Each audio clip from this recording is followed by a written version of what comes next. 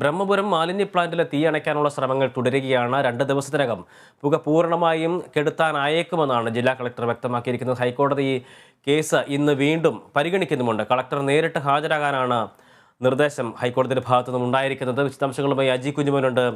അജി, കഴിഞ്ഞ ഒരാഴ്ചയോളം കാലം ഇത്തരത്തിൽ കൊച്ചി ഏതാണ്ട് പുകഞ്ഞു നിൽക്കുന്ന ഒരു അവസ്ഥയിലാണ്.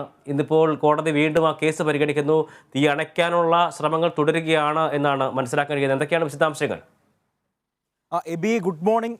ബ്രഹ്മപുരത്ത് തീ ഇപ്പോൾ നിയന്ത്രണ വിധേയമായിട്ടുണ്ട്. തീ പൂർണ്ണമായും അണച്ചിട്ടുണ്ട്. എന്നാൽ ചെറിയ രീതിയിലുള്ള തീ മാത്രമാണ് ഇപ്പോൾ വരുന്നത്. അത് ആശങ്കപ്പെടുത്തേണ്ട സാഹചര്യമില്ല എന്നാണ് പറയുന്നത്. പുക പൂർണ്ണമായും ശമിപ്പിക്കാൻ ഇപ്പോൾ ജില്ലാ ഭരണകൂടത്തിന് കഴിഞ്ഞിട്ടുണ്ട് എന്ന് വേണമെങ്കിൽ ഈ ഘട്ടത്തിൽ നമുക്ക് പറയാം. എബി സൂചിപ്പിച്ചതുപോലെ തന്നെ കഴിഞ്ഞ ഒരാഴ്ചയായി കൊച്ചി പുകയുന്ന ഒരവസ്ഥ, ഒപ്പം തന്നെ ഇന്നലെ ഹൈക്കോടതി വടിയെടുക്കുന്ന ഒരു അവസ്ഥ, അതായത് ഞാൻ വടിയെടുത്താലേ നന്നാവുകയുള്ളൂ എന്നുള്ള പരാമർശം, പഴയ പഴഞ്ചൊല്ല് അനവർത്ഥമാക്കുന്ന രീതിയിലായിരുന്നു ഇന്നലെ ഹൈക്കോടതിയുടെ ഇടപെടൽ. ഹൈക്കോടതി ഇന്നലെ ഈ വിഷയത്തിൽ ഇടപെട്ടപ്പോൾ രൂക്ഷമായ വിമർശനങ്ങളാണ് കൊച്ചിൻ കോർപ്പറേഷന് എതിരെ ഉയർത്തിയത്.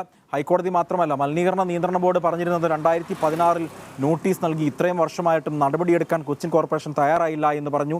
അങ്ങനെ രൂക്ഷമായ വിമർശനങ്ങളാണ് കൊച്ചിൻ കോർപ്പറേഷനെതിരെ ഉയർന്നു വന്നത്. ഇന്ന് ഉച്ചയ്ക്ക് 1:45 ജില്ലാ കളക്ടറും ഒപ്പം തന്നെ കൊച്ചിൻ കോർപ്പറേഷൻ സെക്രട്ടറിയും ഈ ഹർജി പരിഗണിക്കുമ്പോൾ ഹാജരാകണം, റിപ്പോർട്ട് സമർപ്പിക്കണമെന്ന് ഇന്നലെ തന്നെ ഹൈക്കോടതി വ്യക്തമാക്കിയിരുന്നു.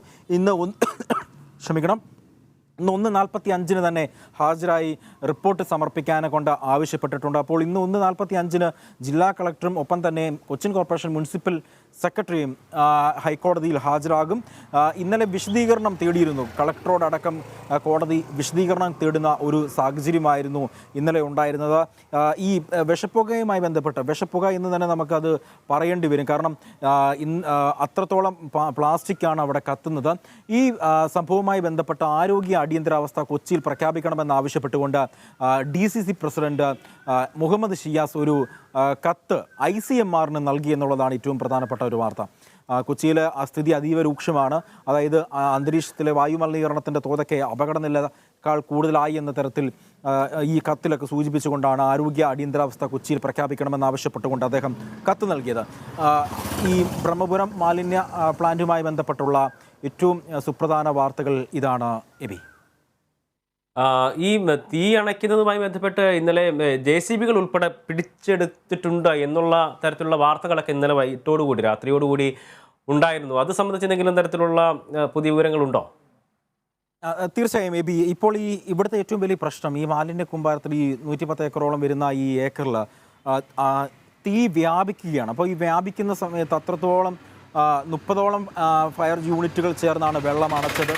നേവിയുടെയും വ്യോമസേനയുടെയൊക്കെ ഹെലികോപ്റ്ററുകളൊക്കെ ഉണ്ടായിരുന്നു. അപ്പോൾ ഇത് വലിയൊരു പ്രശ്നം അവിടെ നേരിടുന്നതിൽ ഈ മാലിന്യ മലയാണ്. ഈ മാലിന്യ മല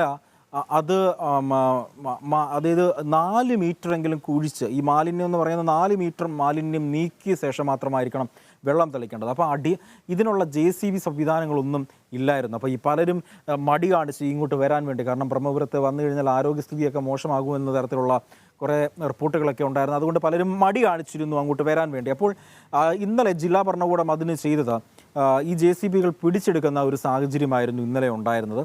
JCB-കൾ പിടിച്ചെടുത്തിട്ട് ഈ മാലിന്യം നീക്കം ചെയ്ത് 4 മീറ്റർ കുഴിച്ച് മാലിന്യം നീക്കം ചെയ്ത് അത്തരത്തിൽ വെള്ളം തളിക്കുക. ബ്രഹ്മപുരത്തെ ഈ ഒരു പ്രത്യേക സാഹചര്യം അവസാനിപ്പിക്കുന്നതിന് വേണ്ടിയുള്ള നടപടിയുടെ ഭാഗമായിട്ടാണ് അത്തരത്തിലൊരു നടപടിയിലേക്ക് കടന്നത്.